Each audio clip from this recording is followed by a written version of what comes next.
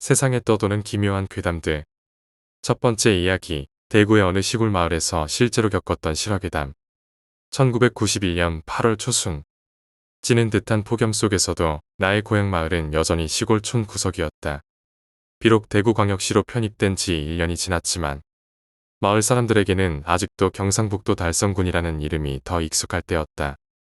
우리 마을은 경상북도와 경상남도의 경계에 위치해 있었고 마을 사람들은 대개 고단한 농사일과 일상을 보내며 재래시장터에 있는 평상에 모여 서로의 안부를 묻고 시원한 뒷산 바람을 맞으며 더위를 식히곤 했다. 그날도 마찬가지였다. 그날은 특히 더웠다. 마을 사람들은 얼마 전 수확한 수박을 나눠 먹으며 시원한 밤바람을 즐기고 있었다. 동네 식육점을 운영하던 할머니가 갑자기 이야기를 꺼냈다. 이보소, 도랑가 근처 뒷산에 희끄무리한 거 본 사람 없소? 사람들은 흥미로워하며 대답했다. 희끄무리한 건 못 봤고 산토끼 덧갈러 갔을 때 눈동자 새까맣고 커다란 거 본 적은 있지. 나만 본 게 아닌가? 갑자댁, 요즘 나물 캐러 자주 갔잖아. 혹시 본 거 없소? 할머니는 또 다른 마을 사람에게 물었다. 어머니, 요즘 산에는 가지도 않았어요. 집에 있으라고 하신 건 어머니잖아요. 그러나 할머니는 단호히 말했다. 아무리 생각해도 이상하오. 요즘 뒷산에 배가 남산만 하고 희끄무리하고 기다란 게 돌아다니더라고요. 사람들은 대수롭지 않게 웃으며 이야기를 이어갔다. 수박을 먹으며 가벼운 농담과 함께 마을 소식들을 나누던 분위기가 한순간에 멈추게 된 건 곧바로 닥친 이상한 현상 때문이었다. 서늘했던 밤바람이 갑자기 뜨거운 열풍으로 바뀌었다. 마치 한여름의 폭염보다도 더 뜨겁고 건조한 바람이 불어왔다. 그 바람은 자연스럽지 않았다. 마치 어디선가 만들어진 것처럼 끈적거리고 피부에 닿는 순간 목이 타들어가는 기분이었다. 사람들은 모두 그 바람이 불어오는 방향을 바라보았다. 그곳은 구설수가 끊이지 않던 뒷산이었다. 그리고 그곳에서 사람들이 본 것은 붉고 기다란 물체였다. 설명하기 어려운 형태의 그 물체는 하늘에 떠 있는 듯했으며 주위로 강렬한 빛을 발산하고 있었다. 사람들은 입술이 말라가며 갈라진 입술에서 피가 흐르는 것도 신경 쓰지 못한 채 그 광경에 넋을 잃었다. 그리고 빛이 사라지자 그 물체도 함께 사라졌다. 다음 날 마을 사람들은 농번기임에도 불구하고 모두 뒷산으로 몰려갔다. 그곳에서 발견된 것은 말라 죽어 있는 동물들과 곤충들의 시체뿐이었다. 멧돼지, 산토끼, 곤충들 모두 한 곳에 모여 말라 죽어 있었고 상처 하나 없이 마른 채로 발견되었다. 이상한 점은 동물들이 서로 다른 영역에 서식함에도 한자리에서 죽어 있었다는 것이었다. 곤충들조차 보금자리에서 나오다가 그대로 죽은 모습이었다. 그리고 그 주변에는 발자국처럼 보이지 않는 3개의 점이 규칙적으로 찍혀 있었다. 그 사건은 마을 사람들 사이에서 공공연한 비밀로 남게 되었다. 더 이상 아무도 뒷산에 가지 않았다. 성묘를 하러 가지도 나무를 캐러 가지도 않았다. 곤충을 잡으러 가는 아이들도 없었다. 그 일을 아는 사람들끼리도 그 이야기를 입에 담지 않았다. 누군가 그 일을 꺼내면 개꿈이나 꿨나 보네 하며 대화를 얼버무렸다. 그리고 다음 세대, 새로 마을에 들어오는 사람들에게는 그 이야기를 전하지 않았다. 뒷산에서 무언가를 하겠다고 물어보면 친절히 안내해주긴 했지만 직접 따라가지는 않았다. 시간이 흐르고 뒷산은 다시 생기를 되찾은 듯 보였지만 토끼나 멧돼지 같은 큰 동물들은 끝내 돌아오지 않았다. 초등학교 시절 나는 우연히 친구와 이 이야기를 나누게 되었다. 나 어제 꿈에서 뒷산에 떠있는 빨간 길쭉한 거 봤는데 엄청 크더라. 친구가 말했다. 진짜야? 나도 그런 꿈 꿨는데. 나도 흥분하며 대답했다. 우리는 둘 다 같은 꿈을 꿨다는 사실에 신기해하며 마치 탐정이라도 된 것처럼 흥분했다. 집에 돌아와 어머니에게 이 이야기를 했을 때 어머니는 장난스러운 목소리로 위 사건을 이야기해 주셨다.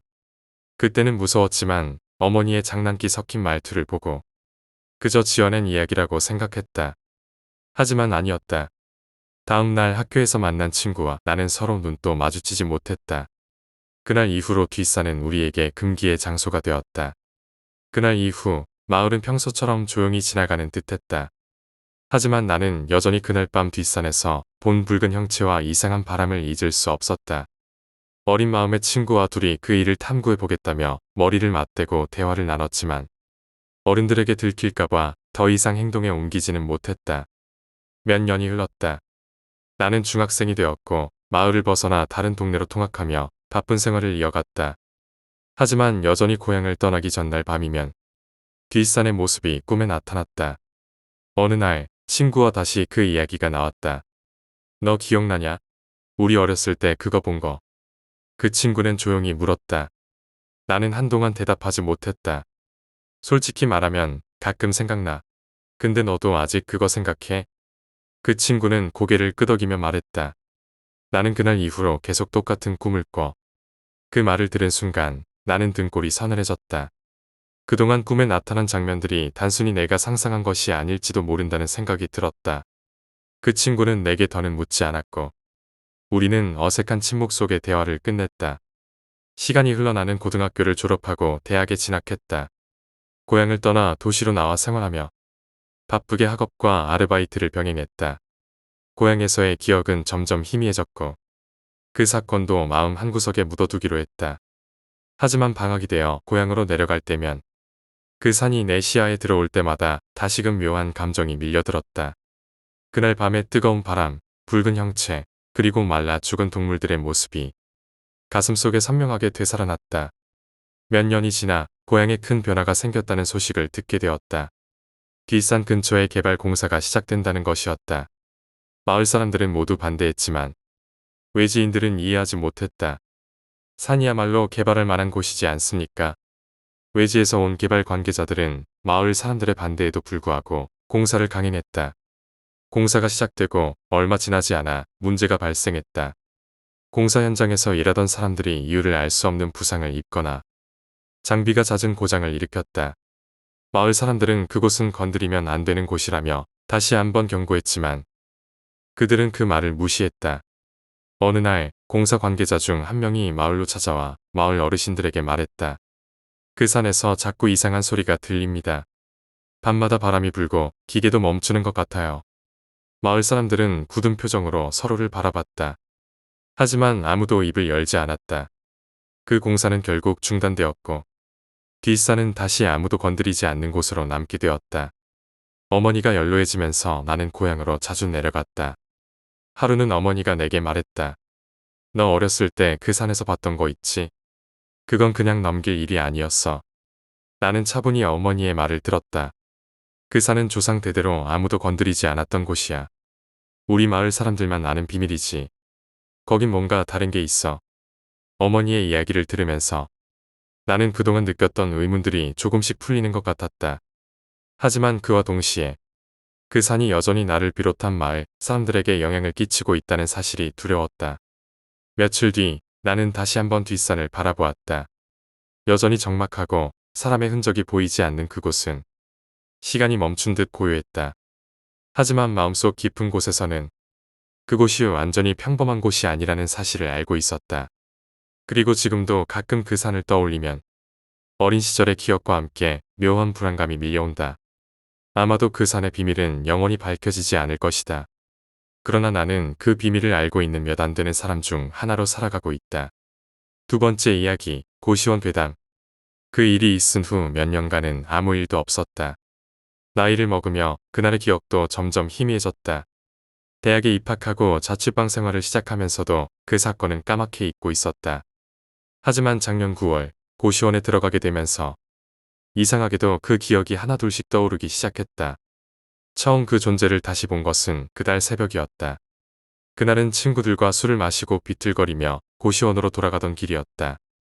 고시원으로 들어가는 골목은 낮에는 음식점과 사람들로 북적여 마음이 편안한 곳이었다. 그러나 새벽이 되면 그 골목은 을씨년스럽게 변했다.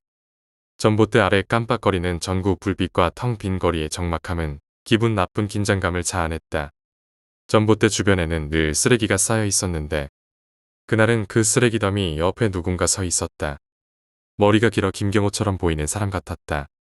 고개를 떨군 채 전혀 움직이지 않는 모습은 취한 사람이 잠들어 있는 것처럼 보였다. 술에 취해 있던 나는 별다른 생각 없이 지나쳤다. 하지만 고시원 방으로 돌아와 씻고 눕는 순간 어릴 적 겪었던 그 일이 떠올랐다. 그 차가운 느낌과 긴 머리, 그리고 묘한 분위기. 모든 것이 정확히 일치했다. 그날 밤 나는 뜬 눈으로 밤을 지새웠다. 그리고 그것은 다시 내 일상으로 스며들기 시작했다. 다음으로 그 존재를 느낀 것은 작년 11월이었다. 내 생일이 지난 지 얼마 되지 않은 날이었다. 내가 살고 있는 고시원의 구조는 간단했다.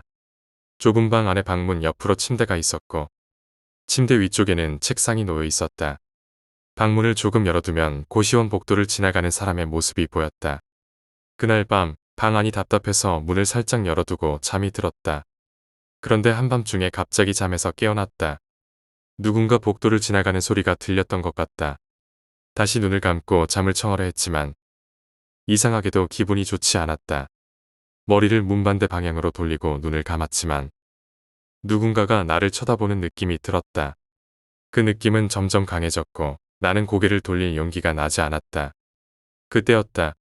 방문이 조금 더 열리는 소리가 났다. 나는 아무것도 하지 않았지만 누군가가 문을 밀었다는 것은 확실했다. 그 존재는 여전히 나를 바라보고 있는 듯했다. 숨을 죽인 채 움직이지도 못하고 있었다. 그렇게 한참이 지났을 때 복도에서 우당탕 하는 소리와 함께 누군가 넘어지는 소리가 들렸다. 복도에서 소리가 나자 고시원 총무가 복도 불을 켜고 달려왔다. 나도 내 방 불을 켜고 복도로 나갔다. 318호에 살던 아저씨가 바닥에 넘어져 있었다. 총무가 다급하게 아저씨에게 물었다. 어떻게 넘어지신 거예요? 아저씨는 허겁지겁 숨을 고르며 대답했다. 물을 마시러 나가려는데 내 방 앞에 누가 서 있었어. 그 말을 들은 순간 나는 심장이 덜컥 내려앉았다. 그러나 아저씨의 다음 말에 다리에 힘이 풀렸다. 희미하게 얼굴이 보였는데 눈동자가 없었어. 아저씨가 본 것은 몇 년 전 내가 봤던 그것이었다. 아저씨의 말이 끝난 뒤 복도는 정막에 휩싸였다. 나는 방으로 돌아와 떨리는 손으로 방문을 잠갔다. 문 밖에서 들려오는 소리가 다시 들려올까 두려워. 불을 끈 채 침대 구석으로 몸을 웅크리고 있었다. 그날 밤 나는 한 가지 생각만이 머릿속을 맴돌았다. 만약 내가 그때 고개를 돌렸다면 어떻게 됐을까? 고시원에서 경험했던 그 사건 이후로도 나는 다시는 문을 열고 잘 수 없게 되었다. 누군가 내 방문 앞에 서 있었다는 318호 아저씨의 말은 단순히 공포를 넘어 내 삶에 깊은 불안을 심어 놓았다. 그 후로도 고시원에서 일상은 계속되는 듯했지만 어딘가 평범하지 않은 일이 종종 일어나기 시작했다. 318호 아저씨가 떠난 뒤에도 나는 가끔 문 앞에서 이상한 소리를 들었다. 누군가가 내 방문을 살짝 두드리는 듯한 소리였다. 처음에는 바람소리나 옆방에서 들리는 소음이라고 생각했다. 하지만 그런 일이 계속 반복되자 나는 이상함을 느끼기 시작했다. 어느 날 새벽 또다시 그 두드리는 소리에 잠에서 깼다. 나는 숨을 죽인 채 소리가 멈추기를 기다렸다. 하지만 이번엔 소리뿐만이 아니었다. 문 아래로 희미한 그림자가 드리워져 있었다. 문틈 아래로 스며드는 복도의 불빛에 의해 누군가가 문 앞에 서 있다는 것이 확실했다. 나는 침대에서 꼼짝하지 못한 채 그 그림자를 바라보고 있었다. 숨소리를 죽이고 조용히 그 그림자가 움직이기를 기다렸지만 그것은 꼼짝하지 않았다. 몇 분이 지나자 그림자는 서서히 사라졌다. 나는 방심하지 않고 한참을 더 기다렸다가야 겨우 숨을 내쉬고 불을 켰다. 문을 열어 복도로 나가보았지만 복도는 텅 비어 있었다. 벽 뒤에서 들리는 소리. 며칠 후 나는 또 다른 기묘한 일을 겪게 되었다. 그날 밤은 비교적 평화롭게 흘러가고 있었다. 문을 단단히 잠그고 잠자리에 들었는데 자정 무렵 갑자기 벽 너머에서 이상한 소리가 들렸다. 그 소리는 처음에는 누군가가 벽을 두드리는 것처럼 들렸다. 하지만 점점 더 귀를 기울이자 벽 뒤에서 나지막하게 들려오는 중얼거림 같았다. 누군가 말하는 것 같았지만 그 말은 분명히 들리지 않았다. 단지 그 소리가 내 방벽 너머에서 들리고 있다는 사실만으로도 충분히 소름 끼쳤다. 나는 두꺼운 담요를 덮어쓰고 눈을 감았다. 하지만 소리는 멈추지 않고 한참 동안 계속되었다. 결국 나는 라디오를 켜놓고 소리를 무시하려 했었지만 그 소리는 마치 라디오를 뚫고 들어오는 것처럼 뚜렷하게 들려왔다. 친구의 방문. 며칠 뒤 친구가 나를 찾아왔다. 오랜만에 온 친구는 내가 기운이 없는 것을 보고 너 왜 이렇게 말랐냐? 고 물었다. 나는 그동안 고시원에서 있었던 일들을 털어놓았다. 친구는 내 이야기를 듣더니 농담처럼 말했다. 너 요새 스트레스 많이 받는 거 아냐? 아니면 무슨 그런 거라도 본 거야? 그 말에 나는 농담처럼 고개를 끄덕이며 웃었지만 사실 마음 한구석에서는 그 농담이 진실일지도 모른다는 생각이 들었다. 그날 밤 친구와 맥주를 마시며 이야기를 나누었지만 마음속 불안은 가라앉지 않았다. 그로부터 며칠 뒤 나는 또다시 그것을 보았다. 이번에는 더욱 분명하고 가까웠다. 새벽 2시쯤 화장실에 가기 위해 복도로 나갔을 때였다. 복도 끝 불이 깜빡이는 곳에 긴 머리를 늘어뜨린 실루엣이 서 있었다. 그 실루엣은 마치 내가 그를 바라보고 있다는 것을 아는 듯 천천히 고개를 들어 나를 바라보았다. 그 순간 나는 얼어붙은 것처럼 움직일 수 없었다. 그 실루엣은 움직이지 않았지만 그 존재가 나를 뚫어지게 쳐다보고 있다는 것을 확실히 느낄 수 있었다. 나는 숨을 깊게 들이쉬고 천천히 몸을 돌려 방으로 돌아갔다. 그리고 문을 잠그고 침대 구석에 웅크렸다. 그날 밤도 나는 뜬 눈으로 밤을 지샐 수밖에 없었다. 며칠 동안 나는 방 안에서 지내며 가능한 한 밖으로 나가지 않으려고 했다. 복도 끝에서 본 그 실루엣은 눈을 감으면 떠올랐고 문 밖에서 들려오는 작은 소리마저도 나를 겁에 질리게 만들었다. 그러나 그 존재는 나를 가만히 두지 않았다. 12월의 어느 날 나는 또다시 그것과 마주해야 했다. 문 뒤에서 들려오는 숨소리. 그날은 하루 종일 머리가 아팠고 일찍 자리에 눕기로 했다. 방문을 단단히 잠그고 불을 끄며 스스로를 안심시키려 했었다.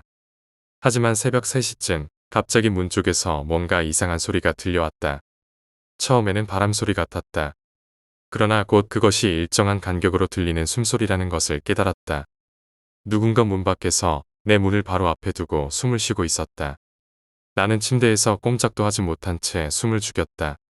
그 숨소리는 점점 더 커지는 듯했다. 마치 문 바로 틈새에서 들리는 것처럼 가까웠다. 갑자기 문 손잡이가 천천히 흔들리기 시작했다. 누군가가 문을 열려고 하는 것이 분명했다. 나는 눈을 질끈 감고 문이 열리길 기다렸다. 그러나 문은 열리지 않았다. 대신 문 손잡이의 움직임이 멈추고 그 뒤로는 더 이상 아무 소리도 들리지 않았다. 다음 날 아침 나는 총무를 찾아가 전날 밤의 일을 얘기했다. 총무는 피곤한 얼굴로 요새 자꾸 그런 일이 많다고 말했다. 그는 최근 들어 고시원에서 이상한 일이 자주 일어난다는 이야기를 꺼냈다. 며칠 전에 318호에 새로 들어온 사람이 나한테 와서 밤마다 누군가 복도를 서성이는 소리를 듣는다고 했어. 근데 CCTV에는 아무것도 안 찍히더라고. 그 말에 나는 소름이 돋았다. 문득 몇 주 전 318호 아저씨가 떠나기 전에 했던 말이 떠올랐다. 내 방 앞에 서 있던 그놈 눈동자가 없었어. 나는 더 이상 이곳에 머물러선 안 된다는 생각이 들었다. 고시원을 떠나기로 결심한 날 밤. 나는 짐을 정리하며 마지막으로 그곳에서 잠을 자야 했다. 방문을 단단히 잠그고 불을 끄고 누웠지만 그날은 이상하게도 복도가 조용했다. 그렇지만 한밤중 나는 갑자기 깨고 말았다. 이번엔 어떤 소리 때문이 아니었다. 그저 알 수 없는 불안감이 나를 깨운 것이었다. 나는 고개를 돌리지 않고 천장을 바라보며 귀를 기울였다. 그러다 문득 복도에서 희미하게 나는 소리를 들었다. 그것은 발자국 소리였다. 누군가 천천히 걸어오고 있었다. 발소리는 점점 가까워졌고 마침내 내 방 앞에서 멈췄다. 나는 숨을 죽이며 그대로 누워 있었다. 그리고 그 순간 문틈 아래로 그림자가 스르륵 스며드는 것을 보았다. 그림자는 문 앞에서 멈춰 있었고 곧 문 손잡이가 천천히 움직이는 소리가 들렸다. 나는 몸을 웅크린 채 움직이지 않았다. 그런데 그때 복도 끝에서 갑자기 누군가가 뛰어오는 소리가 들렸다. 누구야? 거기 누구 있어? 총무의 목소리였다. 문 손잡이는 멈췄고 그림자는 사라졌다. 나는 얼른 문을 열고 복도로 나갔다. 하지만 복도는 텅 비어 있었다. 총무는 내가 문을 열고 나온 것을 보고 다가왔다. 뭐야? 무슨 일이야? 나는 그저 고개를 저었다. 무엇을 봤는지, 무엇을 들었는지 설명할 수 없었다. 그날 아침 나는 서둘러 고시원을 떠났다. 짐을 다 옮기고 돌아보았을 때 그곳이 나를 끝까지 잡으려는 듯한 느낌이 들었다. 이제는 더 이상 그곳에 살지 않지만 때때로 그 복도의 긴 그림자가 꿈에 나타난다. 내가 떠난 뒤에도 그 존재는 여전히 그곳에 머물러 있을지 모른다. 세 번째 이야기, 뱀술. 친구들과 떠난 여행에서 병호가 가져온 것은 뱀이 들어있는 술병이었다. 살무사, 사주라 불리는 술이었다. 쩔지? 병호는 기대 반, 흥분 반인 얼굴로 술병을 꺼냈고 우리는 모두 신기한 눈으로 그것을 바라봤다. 일단 열어보자. 병을 여는 순간 코를 찌르는 강렬한 냄새가 퍼졌다. 가히 정력제라 불릴 만한 독특한 향이었다. 한 잔씩 아껴 마셔. 이거 몸에 좋은 거니까. 병호가 술을 따라주며 말했다. 우리는 병호의 말에 따라 한 잔씩 술을 돌려가며 마셨다. 병 안에 든 뱀은 처음엔 신기했지만 수리동이 날 때쯤에는 그저 낯선 장식품처럼 보였다.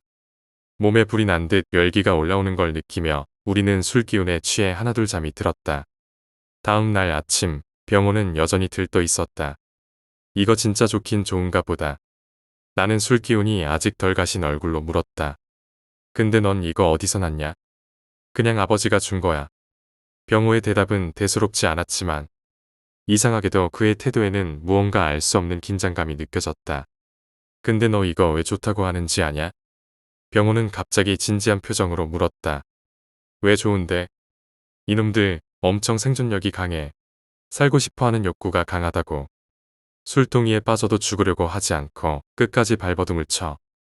병호의 설명은 무언가 이상하게 느껴졌지만 나는 대답 대신 고개만 끄덕였다. 그렇게 발버둥 치면서 진액이 다 빠져나가는 거지. 병호의 표정은 이상하게도 만족스러워 보였다. 뱀의 진액을 마셨다는 생각에 속이 불편해진 나는 화제를 돌렸다. 시간은 빠르게 흘렀고 우리는 여행을 마치고 각자의 집으로 돌아갔다. 하지만 그날의 기억은 희미해져 가는 것 같았다. 몇 주 뒤 뉴스에서 충격적인 소식을 들었다. 또 아동 연쇄 납치 사건이 계속되고 있었다. 벌써 7건, 전국적으로 벌어진 이 사건들은 치밀하게 계획된 것처럼 보였고 범인의 흔적조차 찾을 수 없었다. 부모들은 자녀들을 유치원에도 보내지 못하고 집안에만 가두며 두려움에 떨고 있었다. 그런데 어느 날 범인이 잡혔다는 소식이 전해졌다. 사람들은 누구인지 어떻게 잡혔는지가 화제가 되었고 그 중심에 내가 있었다. 병호의 집으로 놀러갔던 그날 나는 알 수 없는 불길함에 그곳을 찾아갔다. 그리고 봐버렸다. 방 한구석에 놓인 동이. 시골에서 흔히 보던 항아리 같았지만 어딘가 기괴한 분위기를 풍기고 있었다. 이게 왜 여기 있지? 내 질문에 병호는 당황한 표정을 지었고 그 표정은 곧 분노로 변했다. 넌 왜 왔어? 병호의 눈빛은 살기를 띠었고 그는 이미 칼을 들고 있었다. 몸싸움이 벌어졌다. 병호는 무서운 힘으로 나를 몰아붙였고 나도 본능적으로 저항했다. 집안은 엉망이 되었고 끝없는 싸움 끝에 병호는 쓰러졌다. 그 순간 깨진 동이 안이 보였다. 거기에는 술에 퉁퉁 불어버린 어린아이들의 시체가 들어있었다. 나는 숨이 막혀 아무것도 할 수 없었다. 그날 이후 나는 경찰에게 모든 것을 털어놓았다. 그날 이후 나는 일상으로 돌아가려고 했지만 모든 것이 달라져 있었다. 잠을 자려고 눈을 감으면 깨진 동이 속에 있던 것들이 떠올랐고 병호와의 마지막 순간이 반복되며 나를 짓눌렀다. 경찰은 사건을 조사하며 동이 안에서 발견된 것들을 근거로 병호가 연쇄납치 사건의 범인이었음을 확신했다. 병호의 집 곳곳에서 추가적인 증거들이 나왔고 그가 얼마나 치밀하게 계획했는지가 드러났다. 그러나 경찰은 여전히 모든 것이 명확하지 않다고 했다. 특히 동의에 담긴 그것들에 대해. 그리고 병호가 왜 이런 일을 저질렀는지에 대한 동기가 풀리지 않았다. 경찰은 나를 참고인으로 불러 여러 번 질문했지만 나 역시 그가 왜 그런 일을 했는지 알 수 없었다. 며칠 뒤 경찰로부터 병호의 집에서 발견된 또 다른 물건들에 대해 들었다. 그 중 하나는 동이에 새겨진 기이한 문양이었다. 그 문양은 단순한 장식이 아니라 무언가를 의식하거나 상징하는 데 사용된 것처럼 보였다. 나는 그 말을 듣고 병호가 여행에서 했던 말을 떠올렸다. 이놈은 절대 죽으려고 하지 않아. 끝까지 발버둥 치면서 진액이 다 빠져나가는 거야. 그때는 그저 술에 대한 병호의 기이한 집착이라고 생각했지만 지금은 그 말이 이상하게 느껴졌다. 그가 단순히 뱀술을 즐긴 것이 아니라 무언가 더 깊은 의미를 두고 있었던 게 아닐까 하는 의문이 들었다. 며칠 후 병호의 아버지가 경찰에 의해 소환되었다는 소식을 들었다. 병호가 그 술과 동의에 대해 아버지가 준 것이라 말했던 기억이 떠올랐다. 아버지가 과거에 무엇을 했는지 병호에게 무엇을 전수했는지가 밝혀지면서 사건은 새로운 국면으로 접어들었다. 경찰은 병호의 아버지가 과거 시골에서 아이들을 대상으로 했던 비슷한 일을 조사하고 있었다. 그는 병호가 자라면서 술을 통해 무언가를 전수받게 했고 그것이 단순히 술의 효능이나 기이한 취미에 그치지 않았음을 알게 되었다. 그 후 나는 이상한 꿈을 꾸기 시작했다. 어두운 공간 속에서 동이들이 늘어선 풍경이 반복됐다. 그 안에는 무언가가 나를 바라보고 있었다. 꿈속에서 나는 움직일 수 없었고 등 뒤에서 들리는 병호의 목소리가 점점 가까워졌다. 넌 내가 본 걸 전부 본 거야. 이제 내 차례야. 나는 비명을 지르며 잠에서 깼다. 땀에 젖은 몸으로 숨을 고르며 문득 알 수 없는 불안감이 엄습했다. 병호와 그가 남긴 동의, 그리고 그가 했던 말들. 이 모든 것이 끝난 것이 아니라고 느껴졌다. 며칠 뒤 병호의 집을 조사하던 경찰로부터 다시 연락이 왔다. 당신이 그날 본 항아리 외에도 병호의 집 지하에서 비슷한 항아리들이 여러 개 발견됐습니다. 그 안에는 경찰은 말을 잇지 못했다. 나는 숨이 막혀왔다. 그 안에 뭐가 있었는데요?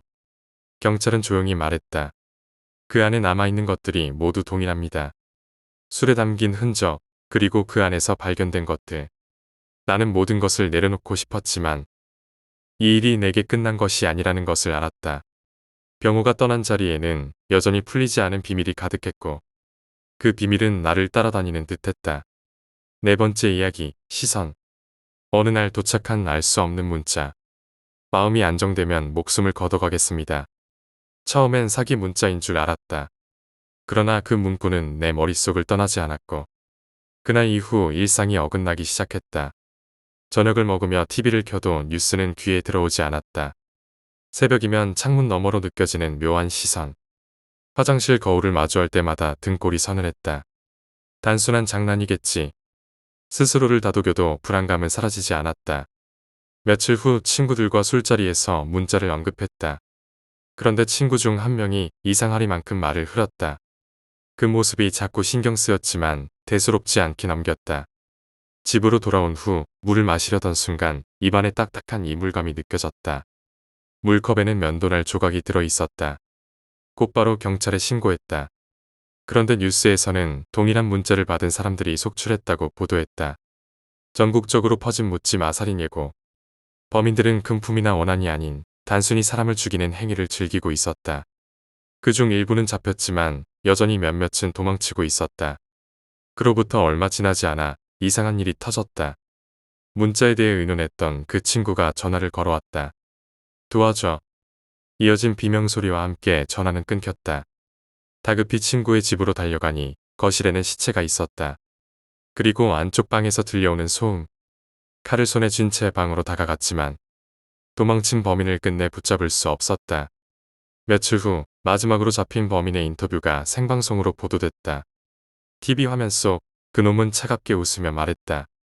아직 안심하면 안 돼. 순간 등골이 오싹했다. 끝났다고 생각했던 공포는 다시 시작되고 있었다. 그날 밤 잠에서 깨 어둠 속을 응시했다. 침대 위에서 몸을 뒤척이며 가라앉지 않는 불안감을 억누르려 했다. 그러나 머릿속엔 여전히 그림자가 어른거렸다. 결국 나는 자리에서 일어나 거실로 나왔다.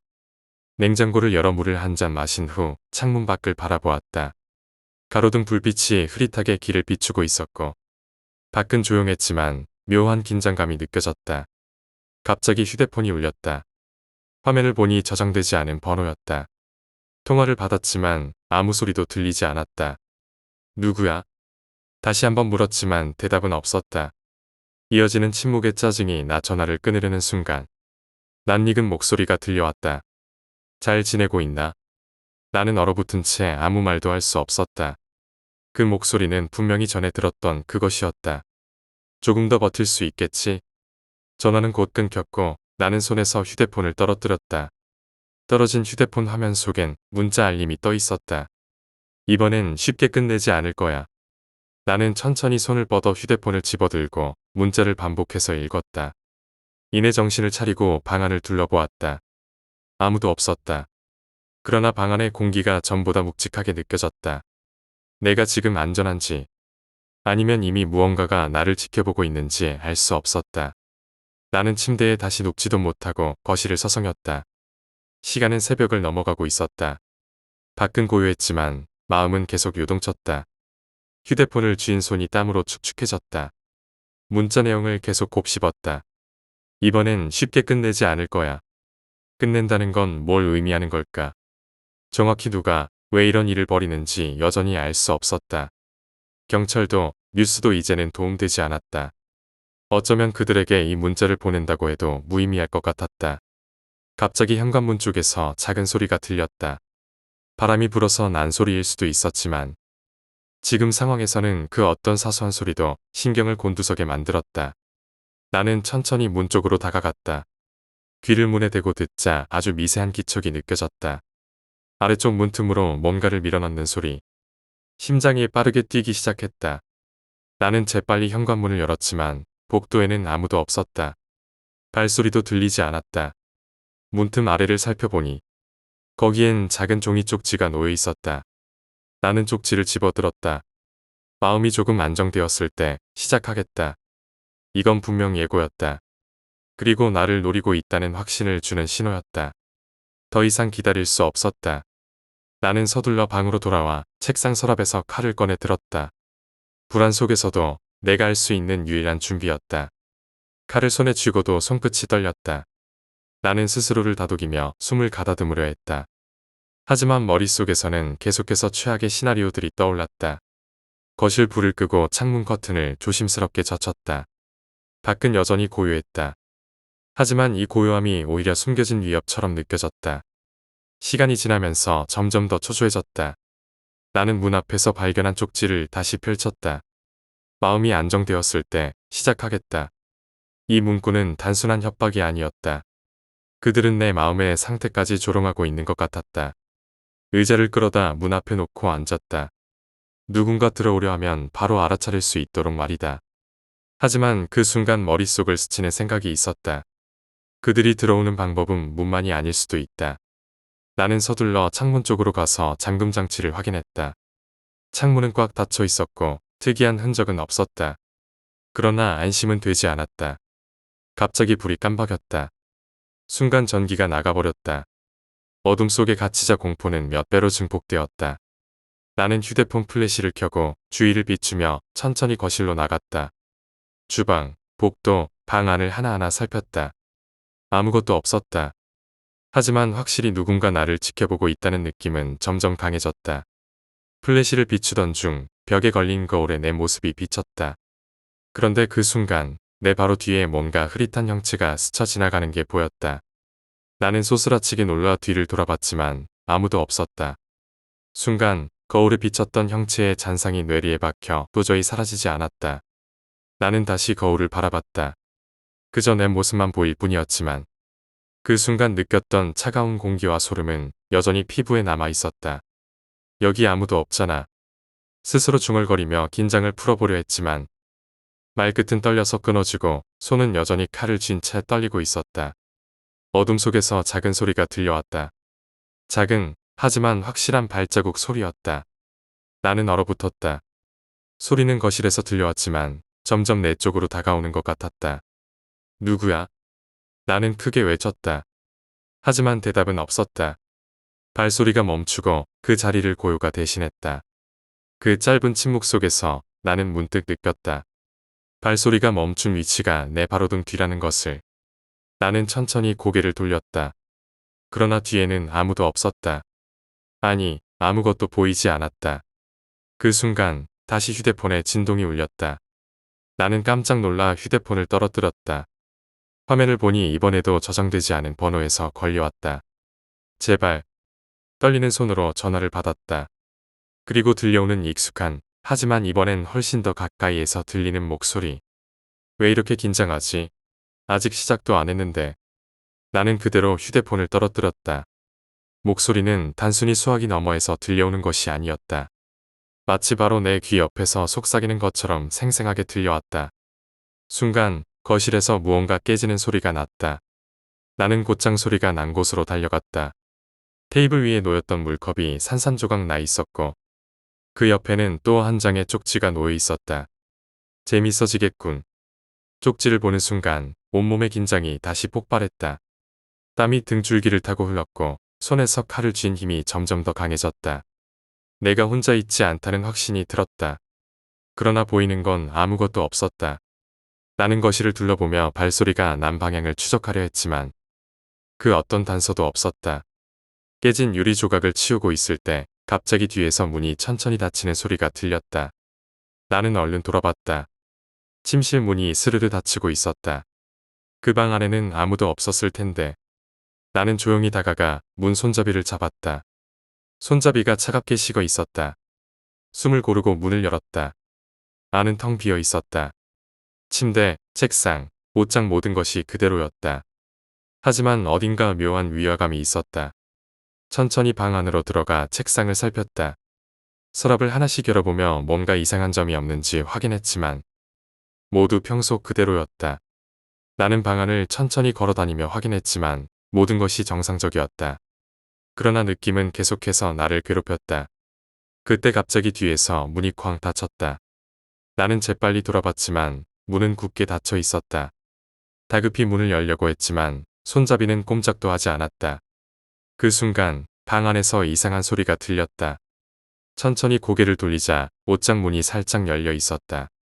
나는 옷장을 바라보며 숨을 죽였다. 옷장 안에서는 작은 그러나 분명한 움직임이 느껴졌다. 나는 칼을 단단히 쥔 채 천천히 옷장 앞으로 다가갔다. 손을 뻗어 옷장 문을 열려고 하는 순간 갑자기 뒤에서 웃음소리가 들렸다. 낮고 음산한 웃음이었다. 나는 급히 뒤를 돌아봤지만 방에는 여전히 아무도 없었다. 그러나 웃음소리는 분명히 방 안 어딘가에서 들려오고 있었다. 웃음소리가 점점 또렷해졌다. 방 안 어디에서 나오는 것인지 도저히 알 수 없었다. 나는 등 뒤에서 옷장의 문이 스르륵 더 열리는 소리를 들었다. 하지만 돌아보지 못했다. 웃음소리가 귀를 가득 메우며 점점 가까워지는 느낌이었다. 숨을 삼키며 옷장을 쳐다봤다. 문은 완전히 열려 있었지만 옷 사이로는 아무것도 보이지 않았다. 나는 손에 든 칼을 단단히 쥔 채 옷 안으로 손을 뻗었다. 옷들을 젖히며 확인했지만 그 안에는 아무것도 없었다. 그러나 옷장을 닫으려는 순간 방금까지 열리지 않던 문이 갑자기 벌컥 열렸다. 나는 깜짝 놀라 뒤로 물러섰다. 문 바깥에는 아무도 없었지만 복도의 불빛이 깜박이고 있었다. 누구야? 나는 소리쳤지만 답은 돌아오지 않았다. 복도를 향해 천천히 걸어가며 주위를 살폈다. 그러다 거실로 나오자마자 바닥 한가운데 놓인 새로운 쪽지가 눈에 들어왔다. 질겁니? 이제부터 진짜가 시작될 거야. 손이 떨리기 시작했다. 나는 쪽지를 움켜쥐고 다시 한번 주위를 살폈다.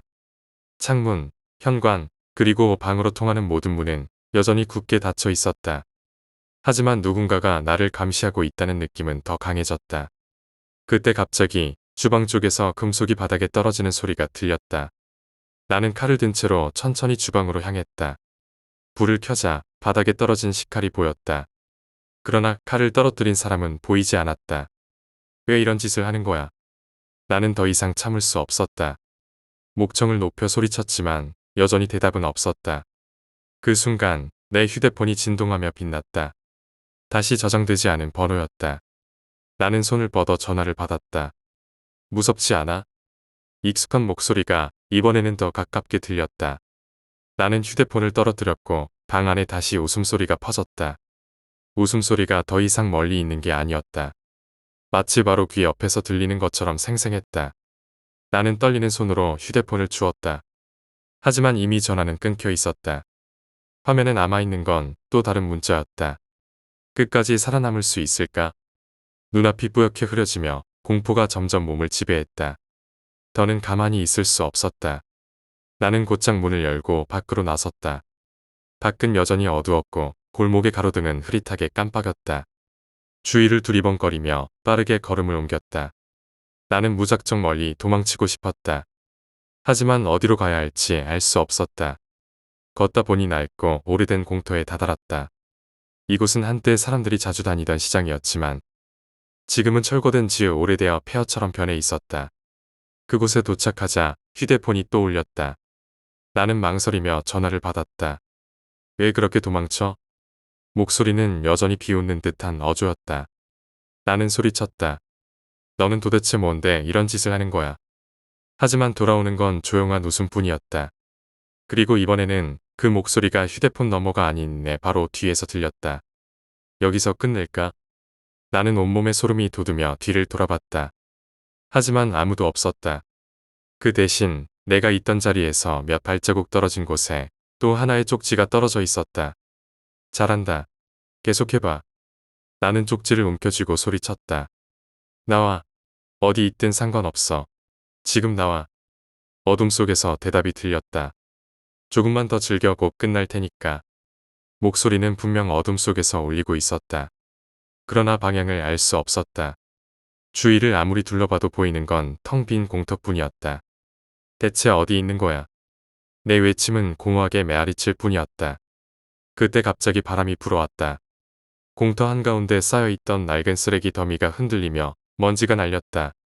그와 동시에 낡은 철제 문이 덜컥 열리는 소리가 들렸다. 나는 소리가 난 방향으로 시선을 돌렸다. 공터 끝자락에 있던 오래된 창고였다. 문은 반쯤 열린 채로 안쪽을 어둡게 드러내고 있었다. 이상한 직감이 나를 사로잡았다. 그 창고로 들어가야 한다는 생각이 머릿속을 장악했다. 나는 천천히 걸음을 옮겼다. 창고 문 앞에 도착했을 때 안쪽에서 또다시 웃음소리가 들려왔다. 이번엔 훨씬 뚜렷하고 가까웠다. 문을 밀고 들어가자 안은 어둡고 음산했다. 낡은 나무 상자와 철제 선반들이 여기저기 쌓여 있었다. 공기는 숨이 막힐 정도로 무거웠고 어디선가 나는 썩은 냄새가 코를 찔렀다. 여기까지 온 걸 보니 용감하군. 그 목소리가 머리 위에서 들렸다. 나는 천천히 고개를 들어 천장을 올려다봤다. 하지만 보이는 건 낡은 기둥과 지붕뿐이었다. 왜 나를 괴롭히는 거냐고. 나는 칼을 단단히 쥔 채 소리쳤다. 하지만 돌아오는 건 짧은 웃음소리와 함께 천장에서 무언가 떨어지는 소리뿐이었다. 나는 반사적으로 뒤로 물러났다. 떨어진 것은 누군가의 사진이었다. 가까이 다가가 사진을 집어들고 얼굴을 확인한 순간 숨이 멎었다. 그것은 내 얼굴이었다. 내가 찍힌 사진이 아주 낡고 흐릿한 상태로 떨어져 있었다. 내가 마지막이야. 그 목소리가 다시 들렸다. 그리고 이번에는 분명히 바로 등 뒤에서였다. 나는 숨조차 쉴 수 없었다. 등 뒤에서 느껴지는 기척에 온몸이 얼어붙었다. 칼을 쥔 손이 땀으로 미끄러질 듯했지만 놓치지 않으려 더 꽉 쥐었다. 천천히 고개를 돌렸다. 그러나 등 뒤에는 아무것도 없었다. 비어있는 창고와 어두운 그림자들 뿐이었다. 그 순간 머리 위에서 날카로운 금소금이 들려왔다. 나는 본능적으로 몸을 옆으로 날렸다. 바로 그 자리로 철제 파이프가 떨어졌다. 파이프는 바닥에 부딪히며 큰 소리를 내고 튕겨나갔다. 조금 더 빠르게 움직여야지. 목소리는 여전히 여유로웠고 어딘가 비웃는 듯했다. 나는 숨을 몰아쉬며 주위를 둘러봤다. 이 상황에서 도망칠 곳은 없었다. 창고 안은 고립된 감옥처럼 느껴졌다. 뭐든지 해보라고. 나는 외쳤다. 그러나 그 말이 끝나기도 전에 무언가가 내 발목을 붙잡았다. 순간적으로 몸을 숙여 발을 확인했다. 녹슨 철사였다. 철사가 마치 뱀처럼 내 발목을 조이고 있었다. 나는 필사적으로 발을 뺐지만 철사는 점점 더 강하게 조였다. 그러나 이상했다. 철사가 움직이고 있는 것처럼 보였지만 그걸 조작하고 있는 사람은 보이지 않았다. 나는 칼을 들어 철사를 끊으려 했지만 칼날이 철사에 닿을 때마다 섬뜩한 금속 소리만 날 뿐. 철사는 끊어지지 않았다. 그때 등 뒤에서 누군가가 가까이 다가오는 발소리가 들렸다. 발소리는 천천히 그러나 분명하게 나를 향해 다가오고 있었다. 나는 정신없이 몸을 돌렸지만 보이는 건 텅 빈 공간뿐이었다. 마지막까지 잘 버티고 있네. 그 목소리는 바로 귓가에서 들렸다. 나는 비명을 지르며 칼을 휘둘렀다. 그러나 공기를 가를 뿐 아무것도 맞지 않았다. 갑자기 창고 안의 불빛이 깜박이며 꺼졌다. 모든 것이 암흑 속에 잠겼다. 나는 숨을 죽인 채 칼을 앞에 들고 천천히 움직였다. 어디서든 나타날 수 있다는 공포가 나를 잠식했다. 그러나 그때 아주 가까운 곳에서 낮고 차가운 목소리가 들렸다. 끝났어. 그 한마디가 떨어지자마자 주위 공기가 달라졌다. 어둠은 더 짙어졌고 내 숨소리는 내 귓속에서 메아리 쳤다. 끝났다고. 나는 떨리는 목소리로 물었다. 그러나 대답은 없었다. 갑작스럽게 철사가 내 발목에서 느슨해지며 풀렸다. 나는 곧바로 몸을 뒤로 물리며 거리를 벌렸다. 하지만 그 순간 창고 안에 낮고 음산한 웃음이 울려 퍼졌다. 웃음은 점점 커지며 여러 방향에서 동시에 들려왔다. 나는 무작정 소리나는 곳으로 칼을 휘둘렀다. 그러나 여전히 맞는 것은 아무것도 없었다. 갑자기 멈추는 소리가 들리더니 어딘가에서 작은 불빛이 켜졌다.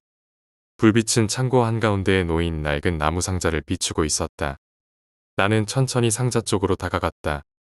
다른 선택지는 없었다. 상자는 금방이라도 부서질 듯이 낡아 있었다. 가까이 가자 그 위에 또 한 장의 쪽지가 놓여 있었다. 여기서 마지막 단서를 찾아라. 나는 쪽지를 들고 상자를 열었다. 안에는 오래된 사진들과 함께 낡은 수첩 한 권이 들어 있었다. 수첩을 열자 첫 페이지에 쓰인 글자가 눈에 들어왔다. 안정된 마음이 마지막을 결정한다. 이 말의 의미를 파악할 새도 없이 뒤에서 무언가가 내 어깨를 잡았다. 나는 본능적으로 몸을 틀며 칼을 휘둘렀지만 이번에도 아무것도 맞지 않았다. 그러나 방금까지 텅 비어있던 창고 한구석에 뭔가가 서 있는 것이 보였다. 그 그림자는 인간의 형상이었지만 분명히 사람이 아니었다. 내가 뭘 원하는지 이제 알겠어. 나는 소리쳤다. 하지만 그 존재는 아무런 대답도 하지 않았다. 대신 천천히 나를 향해 다가오기 시작했다. 그때 창고 천장이 갑자기 흔들리며 먼지가 떨어졌다. 무언가가 곧 무너질 것 같았다. 천장이 흔들리며 떨어진 먼지가 목을 조였다. 나는 본능적으로 고개를 숙이고 뒤로 물러섰다. 그 형체는 여전히 나를 향해 천천히 다가오고 있었다. 어둠 속에서도 그 눈은 선명하게 빛나고 있었다. 붉고도 차가운 생기를 느낄 수 없는 눈빛이었다. 칼을 쥔 손이 떨렸다. 나는 칼을 앞으로 내밀며 말했다. 그만해. 대체 왜 이러는 거야? 형체는 멈추지 않았다. 그저 조용히 다가올 뿐이었다. 가까워질수록 나는 더 강한 압박감을 느꼈다. 숨이 막히는 듯했고 심장은 터질 것처럼 뛰었다. 나는 한 걸음 더 물러섰다. 그러나 내 발 뒤꿈치는 이미 나무 상자에 닿아 있었다. 더는 물러설 곳이 없었다. 어쩌면 넌 마지막에 가장 중요한 열쇠일지도 모르지. 그 형체가 처음으로 입을 열었다. 그 목소리는 이전에 들었던 것과 다르지 않았지만 이번엔 훨씬 더 낮고 깊게 울렸다. 나는 그 말이 무슨 뜻인지 이해하지 못했다. 그리고 이해하려고 할 새도 없었다. 형체는 순식간에 내 바로 앞에 섰다. 그 순간 칼을 휘두르는 건 말고는 다른 선택이 없었다.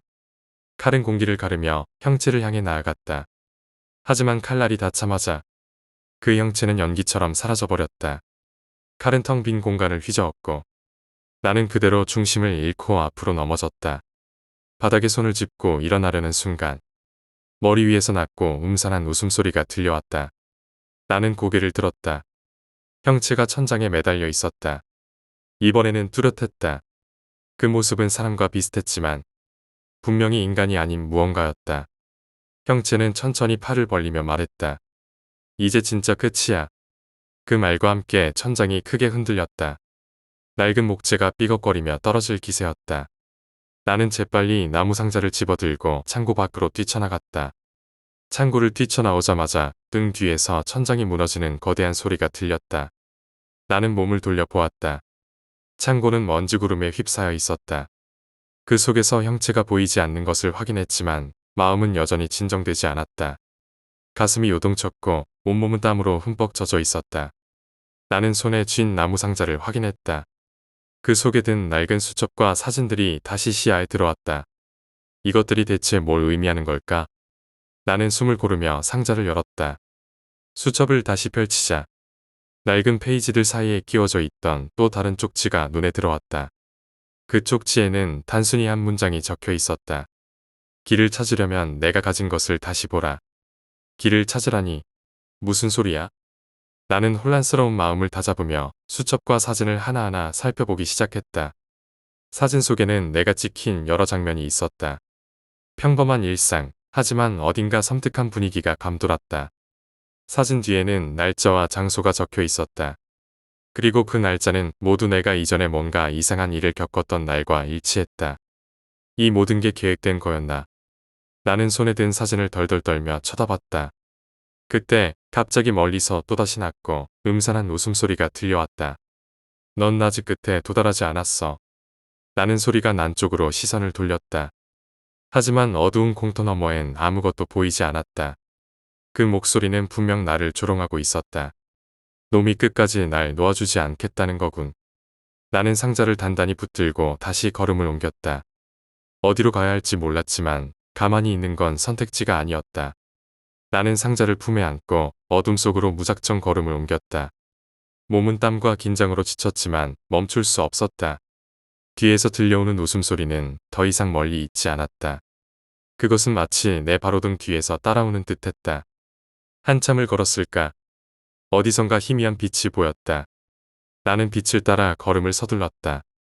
그 빛은 오래된 가로등 하나였다. 빛 아래에는 낡고 허름한 벤치가 놓여 있었다. 벤치 위에는 누군가의 흔적이 있었다. 한 권의 책, 그리고 작은 봉투. 나는 경계심을 늦추지 않고 천천히 다가갔다. 벤치 위의 책은 마치 나를 기다리고 있었다는 듯 낯익어 보였다. 그것은 바로 내가 집에 두고 나온 소설 원고였다. 어떻게 여기에? 나는 손을 뻗어 원고를 집어들었다.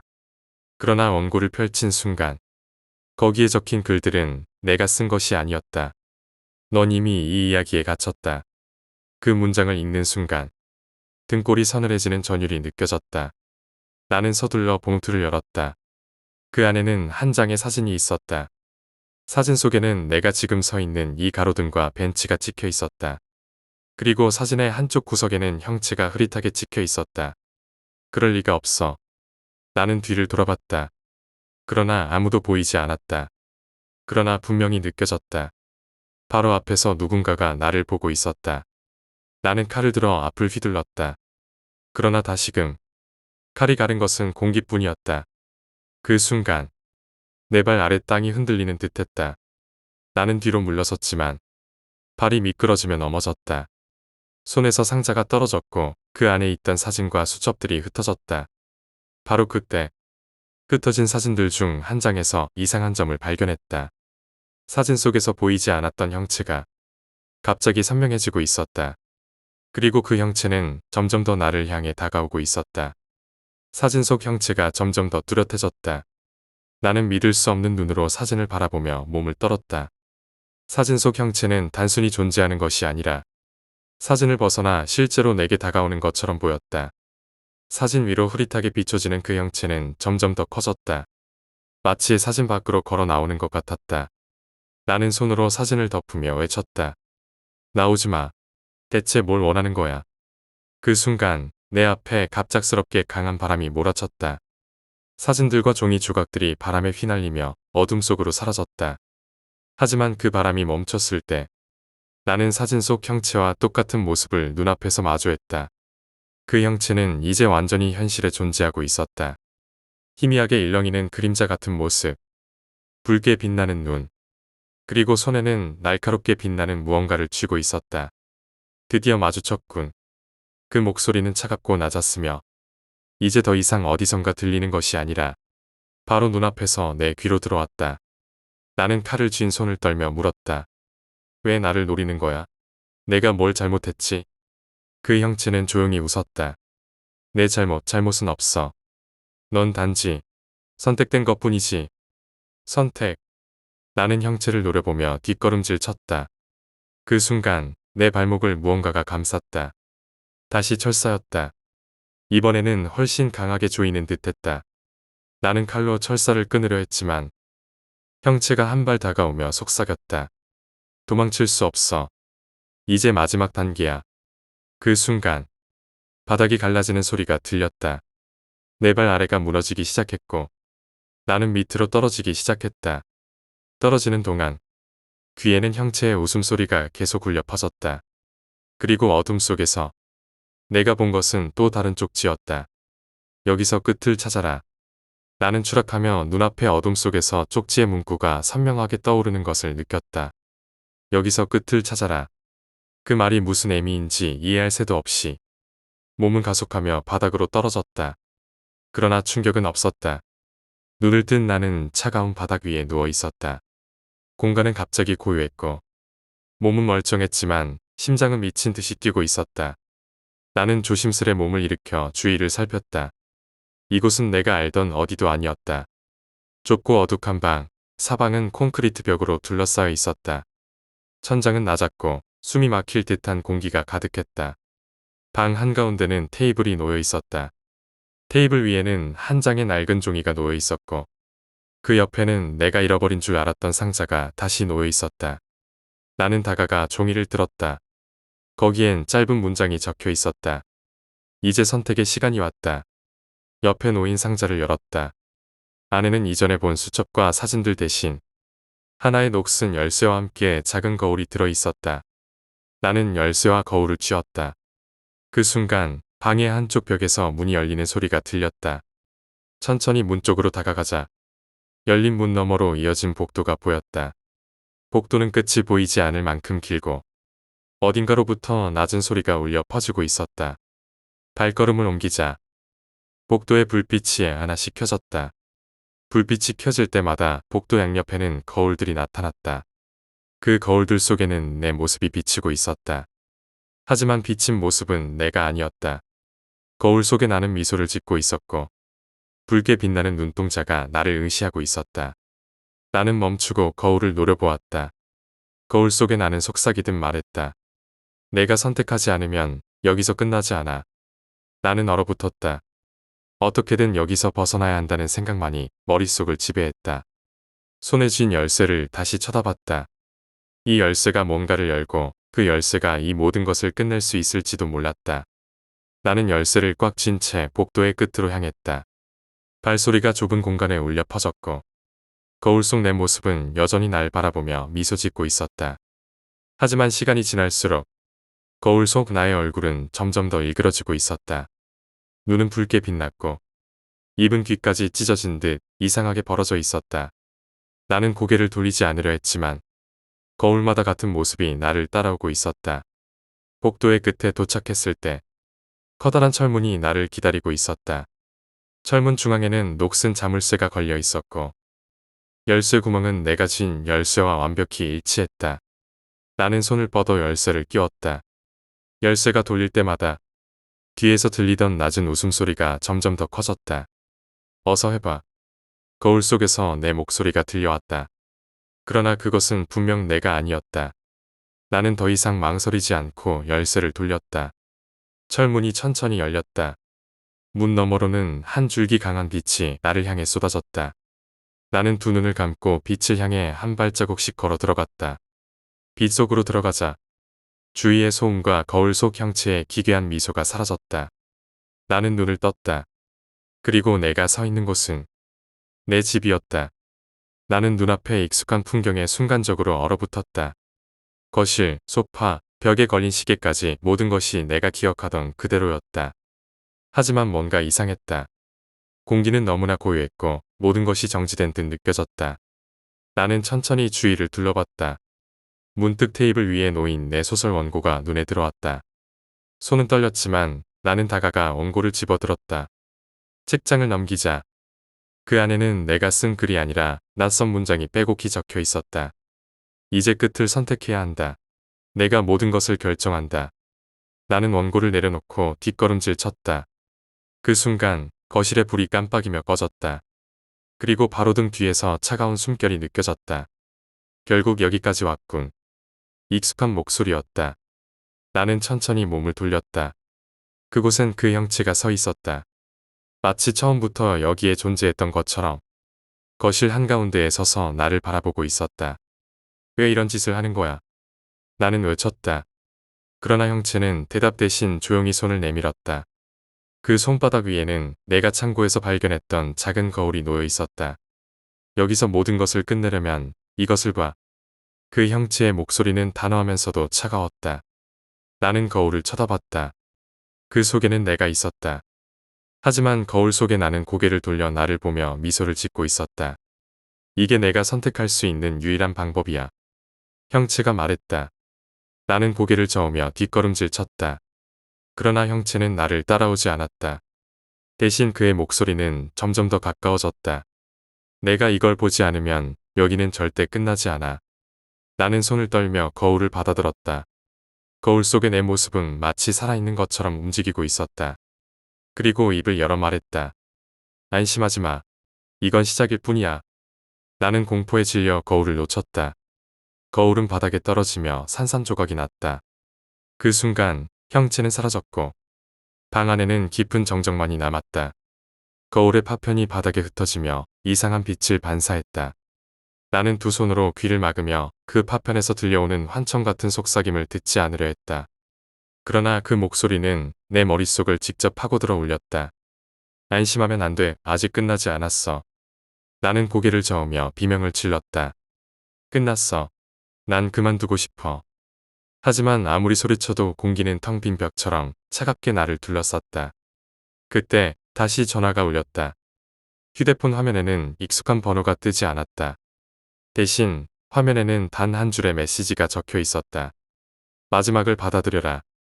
나는 전화를 받지 못한 채 손을 떨며 화면을 내려다봤다.